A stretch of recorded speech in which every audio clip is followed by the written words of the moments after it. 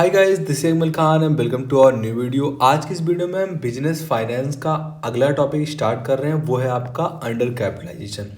तो under capitalization क्या होता है, इसका टेस्ट हम कैसे करें, इनका कौन सा इफेक्ट पड़ता है कंपनी पर, सोसाइटी पर, शेयर होल्डर्स पर, एंड जो है इसके क्या काजेस होते हैं अंडर कैपिटलाइजेशन के, सारा कुछ हम जानने वाले हैं। इससे पहले हमने आपका ओवर कैपिटलाइजेशन या फिर आपका कैपिटलाइजेशन क्या होता है, बिजनेस फाइनेंस के टाइप्स के बारे में पढ़ लिया हुआ है। अगर आपने वीडियोज नहीं देखा है तो चैनल पर जाकर वीडियो देख सकते हैं।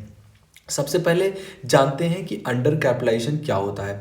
मैं हर टॉपिक के पीछे एक जो है आपको ऐसा कारण बताता हूं ताकि आपको वो टॉपिक याद हो पाए। इस तरीके से आप किसी भी टॉपिक्स को पढ़िए कि वो है आपके रियल लाइफ से रिलेट करे या फिर आप उसको समझ पाए आसानी से। तो सबसे पहले आपको अंडर कैपिटलाइजेशन जानने से पहले जरूरी है कि कैपिटलाइजेशन क्या होता है। तो बेसिकली जो है कैपिटल का हम किस तरीके से यूटिलाइज कर रहे हैं ताकि हमारा जो पैसा हमने एक आने वाले साल में एस्टिमेट किया हुआ है, हमने उतना पैसा रेज किया हुआ है एंड हम उसके हिसाब से चल पाए, मतलब पैसे का यूटिलाइजेशन करना ही कहलाता है आपका कैपिटलाइजेशन। अब यहाँ क्या हुआ, हमने अंडर कैपिटलाइजेशन कर लिया। हमने जो है क्या करना था कि मान लीजिए 10 करोड़ का हमने पूरा बुक बनाया था। इसमें हमने जो है जितने भी आपके जो कैपिटल को रेज करना था, डेप्थ का पैसा रेज करना था, सारा कुछ हमने 10 करोड़ का रेज कर लिया एंड हम सोच रहे हैं कि हम 10 करोड़ इस साल कमाने वाले हैं। लेकिन क्या होता है कि हमने जो है अंडर कैपिटलाइजेशन कर लिया और हमने कमाया 13 करोड़।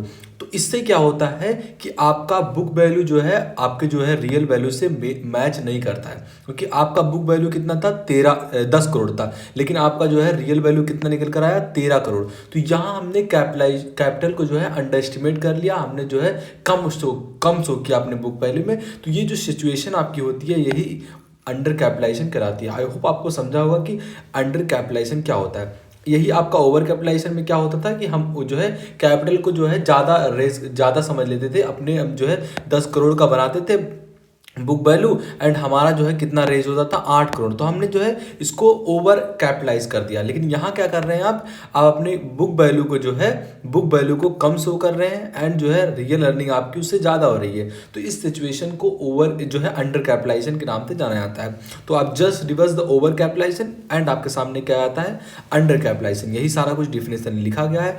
अगर ये डिफिनेशन आपको याद है ना अंडर कैपिटलाइजेशन का, आई एम प्रीटी श्योर कि एग्जाम में आपको कोई भी फेल नहीं कर सकता अगर ऐसे टॉपिक्स आप याद करते हुए चलेंगे। बहरहाल लेक्चर्स बहुत हो गया, आगे बढ़ते हैं। हम किस तरीके से एग्जाम में लिखेंगे, लिख रहा है कि under capitalization is states of affairs with the capital or the sources of a company are being utilized more efficiently। मतलब अब जो है कम आपने यूटिलाइज कर लिया कंपनी के जो है कंपनी के जो है कितना प्रॉफिट होने वाला है, लेकिन जो है प्रॉफिट हो रहा है उससे ज़्यादा आपने बहुत अच्छी तरीके से काम किया एंड जो है हमारा बुक वैल्यू से ज़्यादा क्या हो गया real value, then it is under capitalization. When the real value of a company is more than its book value, जो कंपनी का रियल वैल्यू है यानी कि 13 करोड़ जो आपका है ये बुक वैल्यू से जो 10 करोड़ है इससे ज़्यादा हो जाता है, देन ये सिचुएशन को अंडर कैपिटलाइजेशन कहते हैं। आई होप आपको जो है अंडर कैपिटलाइजेशन का डेफिनेशन समझा होगा, मीनिंग समझा होगा। इसका कैसे टेस्ट करते हैं वो देख लेते हैं। तो test of under capitalization, actual rate of जो अर्निंग है कंपनी का ये ग्रेटर हो जाता है करेंट रेट से।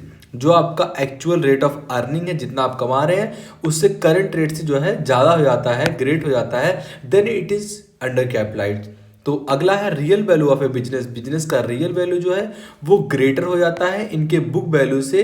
देन इस सिचुएशन का अगर ये सिचुएशन हो रहा है तब भी जो है हम उसको बोलेंगे कि जो आपका फर्म है ये अंडर कैपिटलाइज है and real value of share जो है ये is greater than book value of share.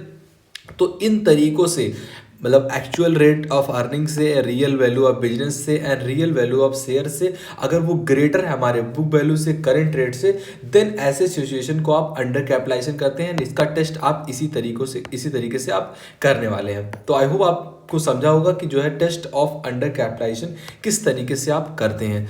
अब आइए देखते हैं इनके क्या काजेस होते हैं, मतलब इनके क्या कारण होते हैं जिनसे हमारा जो फर्म होता है ये अंडर कैपिटलाइज हो जाता है। तो सबसे पहला कारण है कि आपने फ्यूचर अर्निंग क्या आने वाला है, हमारा जो हमारा प्रॉफिट आने वाला है फ्यूचर में, इसका हमने अंडरस्टिमेट जो है एस्टिमेशन अच्छे तरीके से नहीं लगाया एंड हमने अंडरस्टिमेट कर दिया किसको, फ्यूचर अर्निंग को, कि हमारा फ्यूचर में कितना अर्न होने वाला है। तो ये पहला कारण हो सकता है किसका, अंडर कैपिटलाइजेशन का। दूसरा, अंडर एस्टिमेट कर दिया आपने कैपिटल रिक्वायरमेंट, जो कैपिटल जो है लगने वाले हैं फर्म में, उसका आपने जो है अंडर एस्टिमेट कर दिया, मतलब आपने अच्छी तरीके से अनुमान नहीं लगा पाया, तो देन इस कारण से भी आपका अंडर कैपिटलाइजेशन हो सकता है।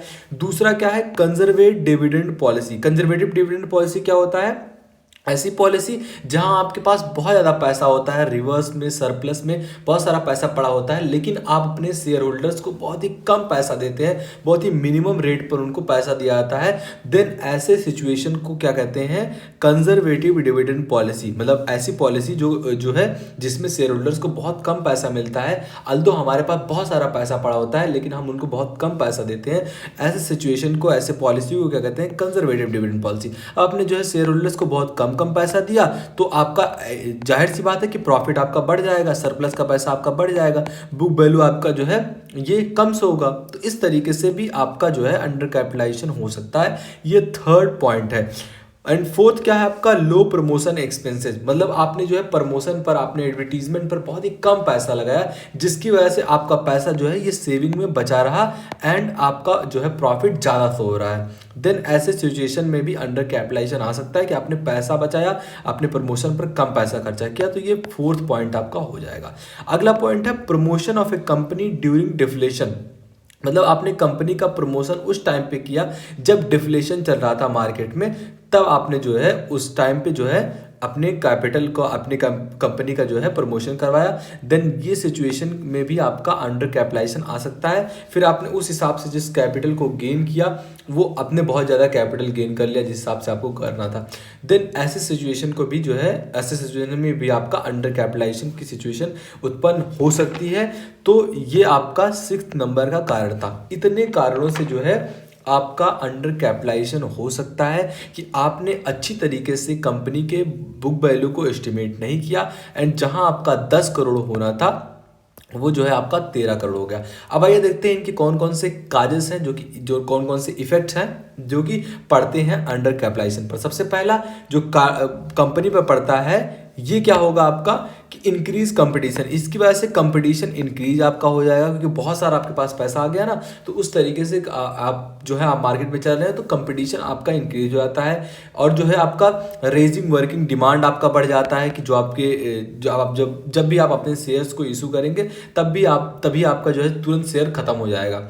तो आपको पता है ना, मेमोरेंडम ऑफ एसोसिएशन और आर्टिकल ऑफ एसोसिएशन में जितने आपको शेयर्स लेने होते हैं उतने ही मेंशन होते हैं वहाँ पर। लेकिन ऐसी सिचुएशन में हमारा जो है पहले से जो अगर शेयर मेंशन है, अगर हम जो है अंडर कैपिटलाइजेशन की सिचुएशन में आते हैं तो हमारा जो है कैपिटल जल्दी जल्दी मतलब उसको परचेज करने लगते हैं लोग। तो ये भी सिचुएशन अच्छा नहीं है कंपनी के लिए। जितना वैल्यू होना चाहिए उतना ही जो है आपका मार्केट वैल्यू या फिर जो प्रॉफिट है वो शो होना चाहिए। देन आप अच्छी तरीके से अपनी कंपनी को यूटिलाइज कर पाएंगे।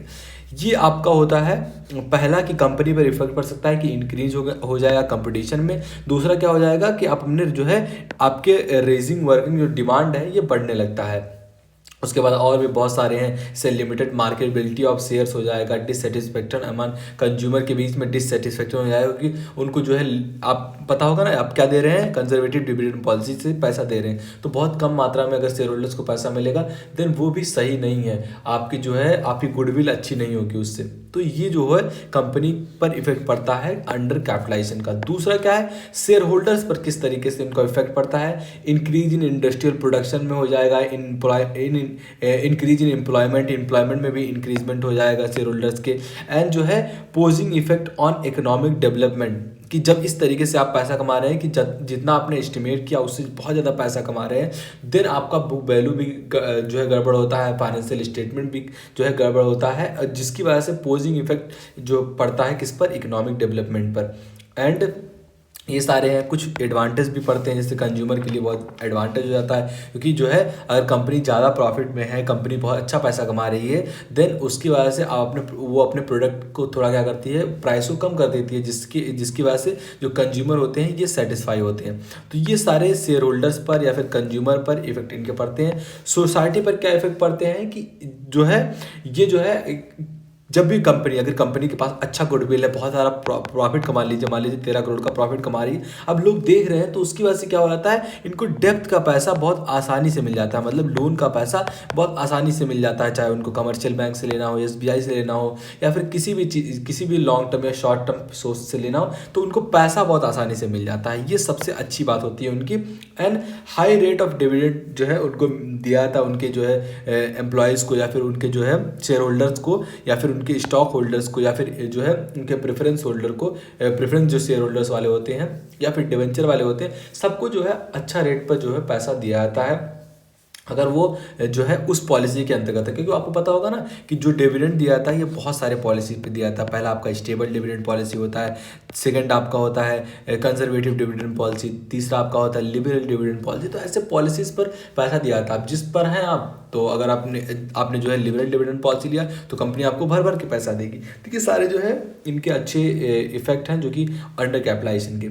एंड जो है increase in market value of shares बढ़ जाता है। तो ऐसे बहुत सारे इफेक्ट हैं जो कि अंडर कैपिटलाइजेशन की वजह से हमारे सोसाइटी पर, कंपनी पर, शेयर होल्डर्स पर पड़ते हैं। आई होप आपको समझा होगा कि इनकी इफेक्ट क्या है।